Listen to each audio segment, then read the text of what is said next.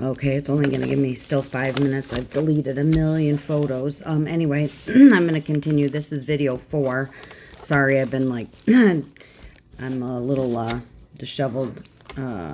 Anyway, I'm trying to finish The Darkness is Coming. And this is supposed to read Isaiah 9, birth and reign of the Prince of Peace. But there will be no more gloom for her who was in anguish. In earlier times, he treated the land of Zebulun and the land of Naphtali with contempt. But later on, he said, make it glorious by the way of the sea on the other side of the Jordan, Galilee of the Gentiles. The people who walk in darkness will see a great light, and those who live in the dark land, the light will shine on them. You shall multiply the nations, and you shall increase their gladness. They will be glad in your presence, and as with the gladness of harvest, as men rejoice when they divide the spoil.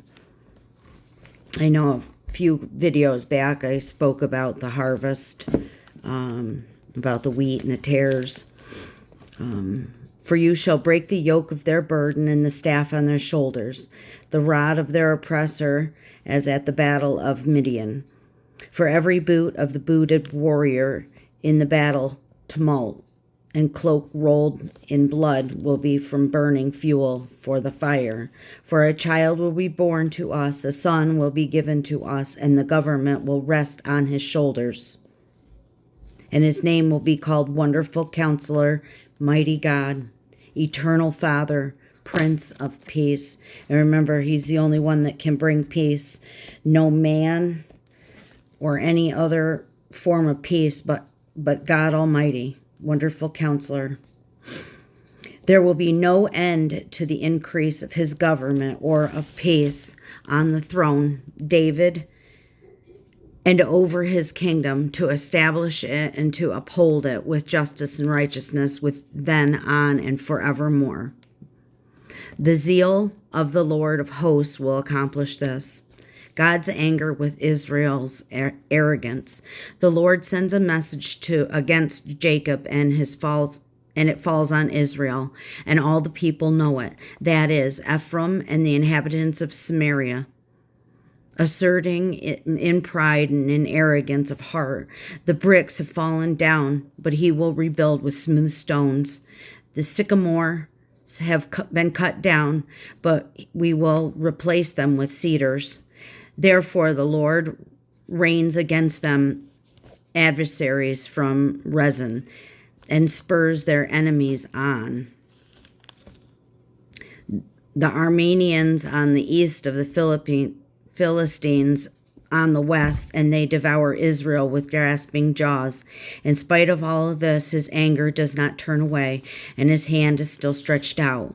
And yet the people do not turn back to him who struck them, nor do they seek the Lord of hosts. So the Lord cut off his head and tail from Israel, both palm branch and bulrush, in a single day. The head is the elder and the honorable man, and the prophet who teaches falsehood is the tail. For those who guide this people, leading them astray, and those who are guided by them are brought to confusion.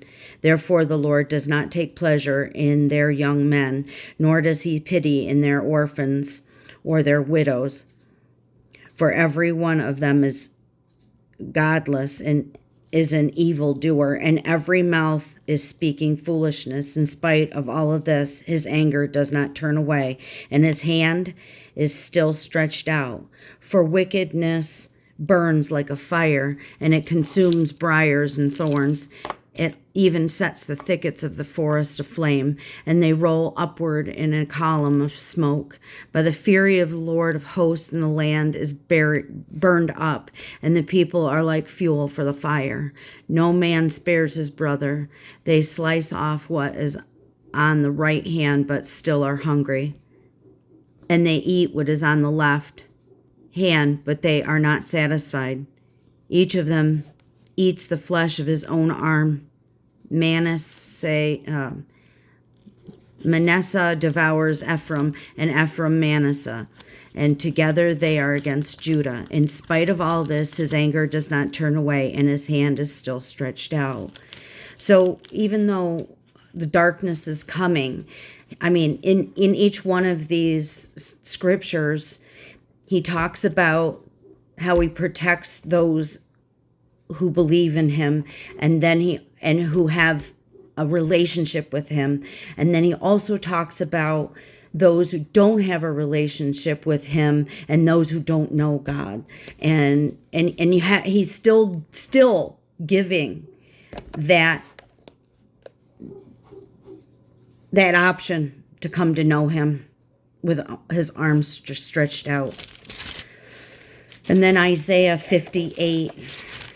I guess I'm going to have to stop because it's going to run out.